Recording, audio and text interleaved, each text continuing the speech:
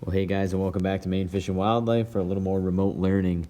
We're going to start building a tool that we make every semester in this class that I call the Maine Mammal Organizer. We're into our mammals unit, and we're talking about those furry, charismatic megafauna now, and I think it's important throughout this unit that we become familiar with all of our large mammals here in Maine and are able to organize them in our minds into their correct families. Who's related to who, how do they make their livings, all these interesting things. And some of these may surprise you. So first thing you need to do today, step one, before we really jump in and get going, is you need to go to Google Classroom, the assignment folder where you opened up this video. We need to also open up the PDF file called Mammal Organizer Student Notes version. Let's open that in Notability so that we can fill this in as we go today. As we go through these families, we want to be able to fill them in and put in the correct mammals into their correct families and get nice and organized here. So let's jump right in with our first family today. If you need to, make sure you pause and get everything set up for success here. Assume you're already set up and ready to go. So let's talk about our first family today. Remember, before we even do anything here, we should remind ourselves the system of organization we're using, right? We're going kingdom, phylum, class, order, family, genus, and species. This is how we would classify living things on Earth. And we did this a little bit last time, but we said, mammals are members of the kingdom Animalia. They are members of the phylum Chordata. They have spinal cords. They are members of the class Mammalia. All of the organisms on this list are members of that class. The orders and families are where things get a little bit different, and then right down to our genus and species, obviously, is how we differentiate. Today we're going to kind of focus on families, although we do have one order we're going to look at as well. So when I say family, I'm talking about this system of classification, kingdom, phylum, class, order, family, genus, species. Those are the families I'm talking about, okay? So let's just make sure we understand that. Let's talk about our first family, Mustelidae, which is kind of an interesting Latin word. We're just talking about our weasel family. So if I come here to my Mustelidae on my Maine Mammal Organizer, the first thing I'm going to do is customize this thing, and I'm going to say that these are my weasels. It's easier for me to remember this when I think about it with our just common terms. The weasel family is, in Latin, we would call it Mustelidae. So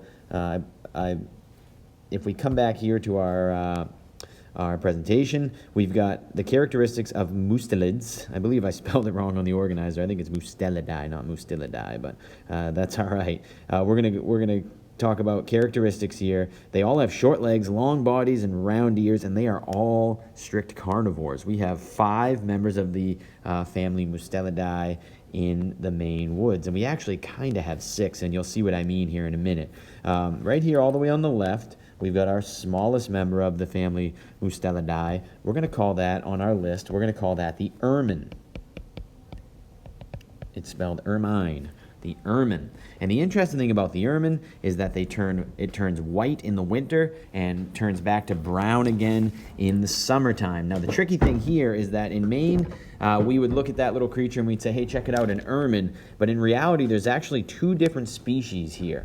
There's the short-tailed weasel and the long-tailed weasel, and they look almost identical. They're almost impossible to tell the difference between if you catch a quick glimpse of one in the woods. They both turn white in the winter. So over the years, Mainers have just started calling that thing an ermine, and not worrying about whether or not we're talking about long or short-tailed weasel. So we'll do that for the purpose of our class, but it's important to recognize that we actually do have 2 species there, 2 distinct species, short-tailed and long-tailed weasel.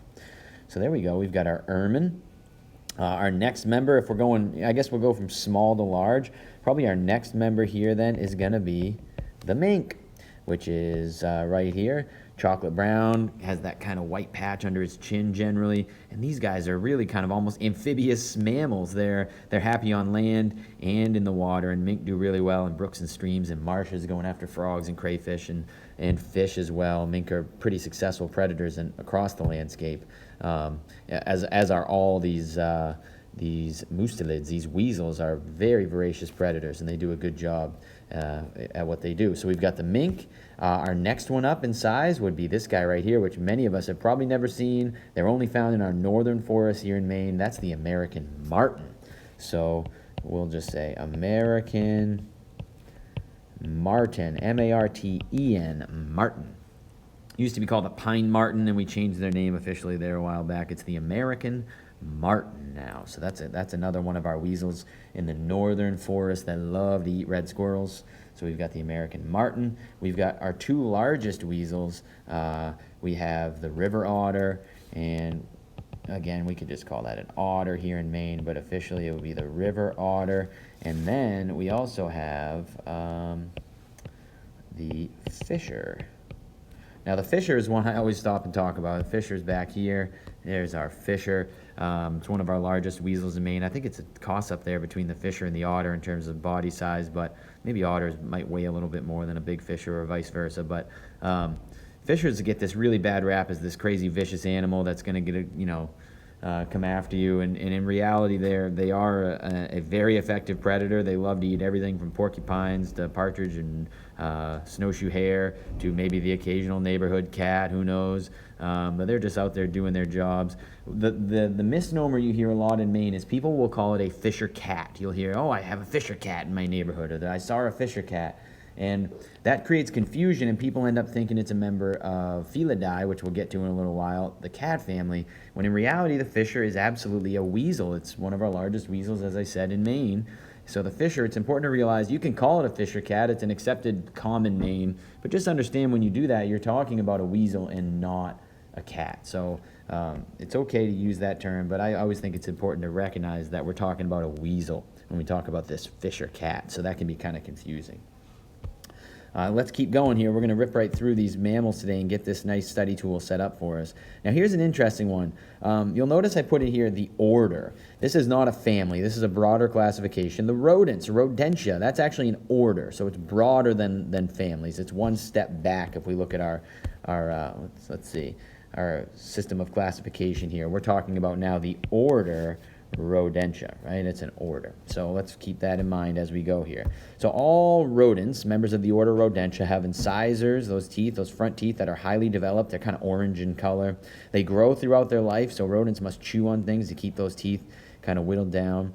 Most of them are pretty small, although the beaver is Maine's largest and the largest rodent in North America, and these guys can push 70 pounds. That's a big honking rodent. And back during our last ice age, during the Pleistocene, there were beavers in North America the size of today's black bears. Imagine a 250-pound beaver swimming around. That would have been a pretty serious looking rodent. I would have loved to have seen one of those. So let's talk about Maine's rodents here.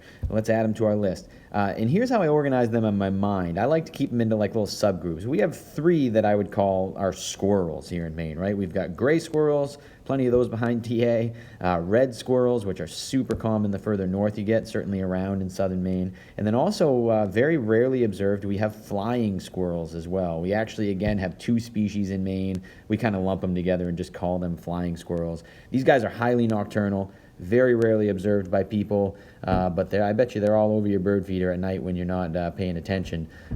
So super nocturnal squirrels there, those flying squirrels. And when we do our research out in the TA forest with our squirrel feeders, we get flying squirrels out there all night long. So plenty of those in the TA forest. So let's fill in this order Rodentia. And this is easy to remember. It kind of sounds like it is. These are our rodents. We've got the gray squirrel. We've got the red squirrel. We have the flying squirrel. And the fourth one that I would lump with the squirrels, it's a species of ground squirrel, is our chipmunk. We have the eastern chipmunk in Maine. Tons of those this year on the landscape as well. And that's going to be on our next slide there. There's our eastern chipmunk up there in the right-hand corner, right? I bet a lot of us have those running around our yards. A couple more rodents there on that slide. Some larger ones that are kind of our rodent misfits, I call them. Like they each kind of have their own life histories, but they're common on our landscape. On the left there, we've got the woodchuck, also called a groundhog by some folks. There's our woodchuck. And then down in the lower right-hand corner, there's the old porcupine. So let's get those two on our list. We have rodents. We have the woodchuck and the porcupine. I always crack up when kids on the quiz get all mixed up and spell it porky, like porky pig, pine. I've gotten that quite a bit. It is not a porcupine. It is a porcupine with a U in there, right? Porcupine. And then our last two rodents, I think, kind of go together pretty well. They're both pretty highly aquatic. They build little homes in marshes.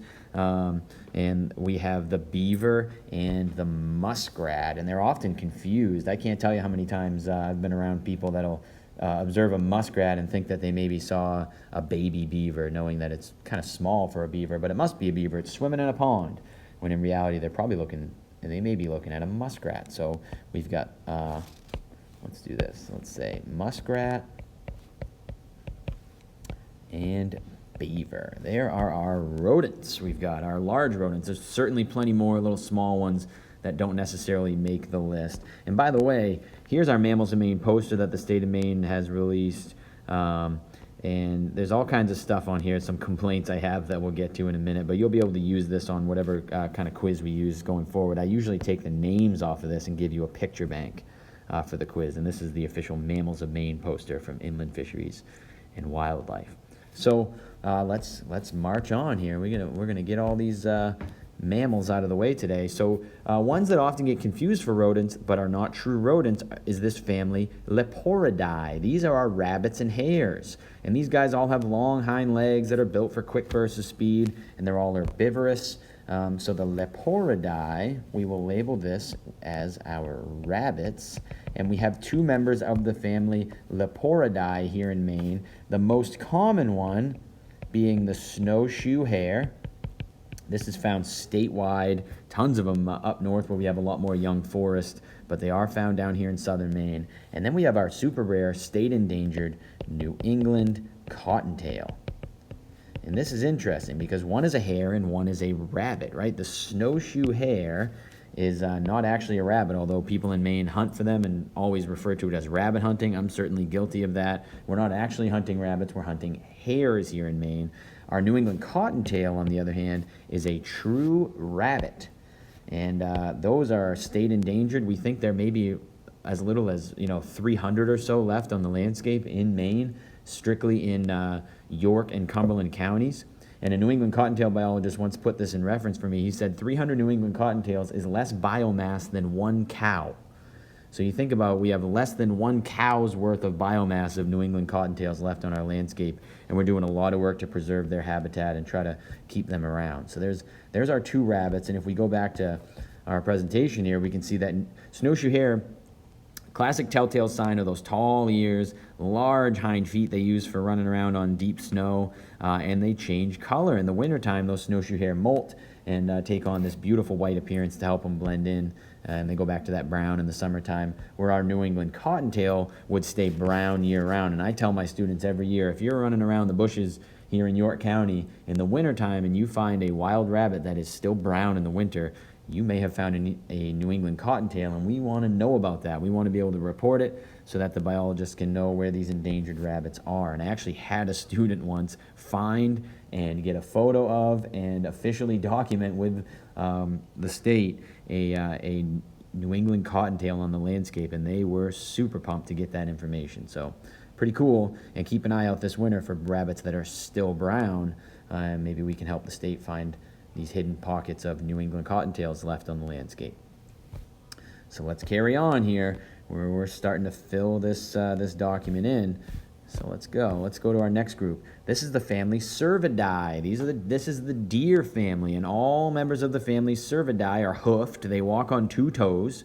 They have multiple stomachs. They're ruminids, so they're able to eat really woody plant material. They're all herbivores, and they have these teeth designed for grinding plant material. You guys guessed it. We have two members of the deer family here in Maine. We have the white-tailed deer and the moose, and we're going to spend some time talking about them as game animals in this unit. So let's get those right in there real quick. Cervidae we'll label as the deer family, and we have the moose and the white-tailed deer in Maine. That's our only species of deer, is white-tailed deer. So we have the moose and white-tailed deer. Let's keep ripping right through here. The family Ursidae, there's an easy one. Ursidae is our bear family. In Maine, we only have American black bears. They are super highly adaptable, and they're omnivorous. They can eat just about anything.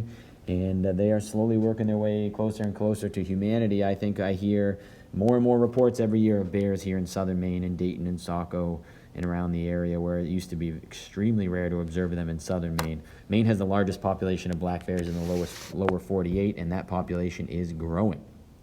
So, cool stuff. The American black bear is our only member of the family Ursidae. And when I hear Urs or Ursa, I think of that Latin root for bear, and I think of the Big Dipper, which we call Ursa Major, and the Little Dipper, Ursa Minor, which were originally thought to look like bears in the sky. It's named after, large bear, little bear.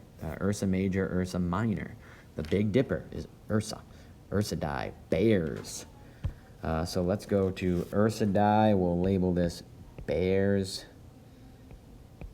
And we're going to say the black bear is Maine's only bear. Bears have sweet scientific names that all begin in Ursus. So the black bear is Ursus americana. My favorite bear scientific name is the polar bear, Ursus maritimus, which just means sea bear. I love that. It's the sea bear. So let's talk about the family Felidae. Felines are cats. And here's where this poster becomes a little tricky, so pay attention here. Cats have short skulls with sharp canine teeth. They're all strict carnivores, and they have those retractable claws. If we go to our list of Felidae, where are we? Felidae, right here. We're going to call, these are the cat family. That's easy to remember. Feline, Felidae. In Maine, we have bobcats, or we'll just say bobcat, and the Canada lynx.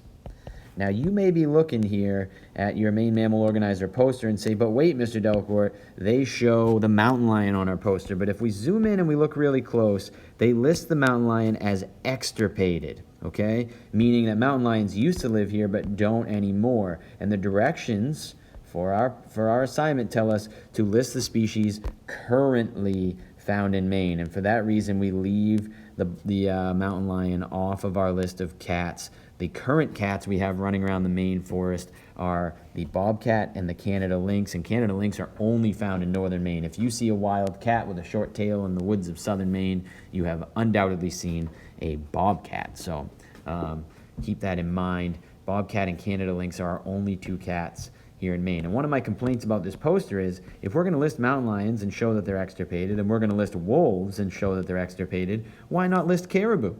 They're extirpated as well. They're a third cervid, a member of the deer family that used to run around the Maine woods but doesn't anymore.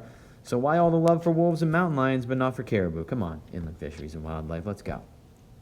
There's one of my complaints about that poster. One of these days I'm going to write a very strongly worded letter to Inland Fisheries and Wildlife about it, but I just haven't got around to it yet.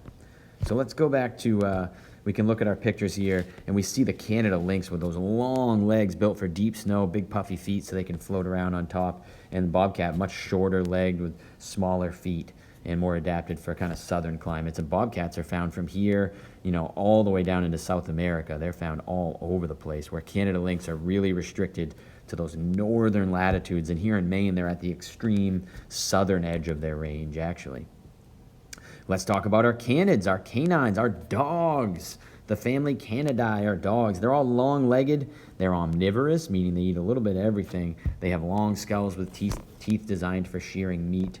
So our Canidae is our dog family. Here's another one we need to be careful of, because we look at our poster and look who shows up, the wolf. But be careful, wolves are classified as extirpated here in Maine. We used to have them, but we hunted them to extirpation. They're still found in North America, just no longer in Maine. So if we, freezing up here. Let's go to,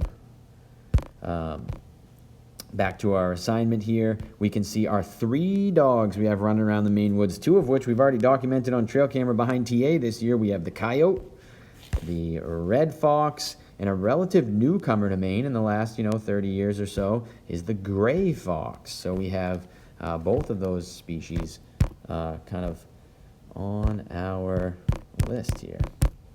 And I can't get this thing to zoom out for me. There we go. So let's go to our Canidae, our dogs. We have the coyote, the red fox, and the gray fox. Pretty good. We've got 3 dogs in the Maine woods. And remember, we're not going to put the wolf on the list because it is considered extirpated. And now we've got just a few families here that are singles, right? So that only have one member here in Maine. We have the family Mephitidae, which is the skunk family. We have only one skunk here in Maine. It's called the striped skunk, another omnivore, very happy in suburbia here. Plenty of them around TA grounds and around our suburban landscape in Saco. So let's go to Mephitidae, and we'll label that skunks. And in Maine, we have the striped skunk. Cool. If we look here, there's our striped skunk. Very highly variable coat pattern. Sometimes they have that nice double stripe down their back. Sometimes just one. Sometimes barely any white on them. So skunks on the landscape, plenty of them. You'll see where they kind of rototill your lawn. If you got grubs in there, they'll come out and eat those grubs out of your lawn. Here's our next family, Prochionidae. This is the raccoon family, and there's members of this family all over the world. Here in Maine, we only have the northern raccoon, another highly adaptable omnivore, happy here in suburbia, another mammal we've gotten on camera behind TA this year already. So Prochionidae up here, this is the raccoon family. And again, here in Maine, we'll just say raccoon. We have just that single species, Prochionidae. He's not related to anybody else in the Maine woods. And then our last one down there is, there's our northern raccoon up a tree. Our last one is family Didelphidae, which is a group of marsupials, one of which is found in North America and in Maine, and that is the Virginia possum. And being a marsupial, that means it has a pouch that it holds its young in. It doesn't use a placenta in its reproduction. It's a non-placental mammal. It's the only one found in Maine and North America, that opossum. And, we'd have to get to Australia to find large concentrations of marsupials. So being a marsupial in North America, super rare. That Virginia possum fits the bill. And they're another relatively new arrival to Maine. They do not do well with our winters. Their ears and tails tend to freeze off. In the wild, they live, 2 to 3 years max. They're very short-lived. But another one that's becoming more and more common on the landscape here in southern Maine, in York and Cumberland counties, those possums are becoming more and more common. So the Virginia possum, we're just going to put opossum down there. And this is the opossum family, and maybe we'll give it its official name, the Virginia opossum. So there you go. There is our Maine Mammal Organizer, filled out correctly, labeled with names there to help you. And this is an awesome answer key that will help you study for a future quiz when we have to start thinking about grouping these mammals together and understanding what's running around in the Maine woods for mammals and how are they all related.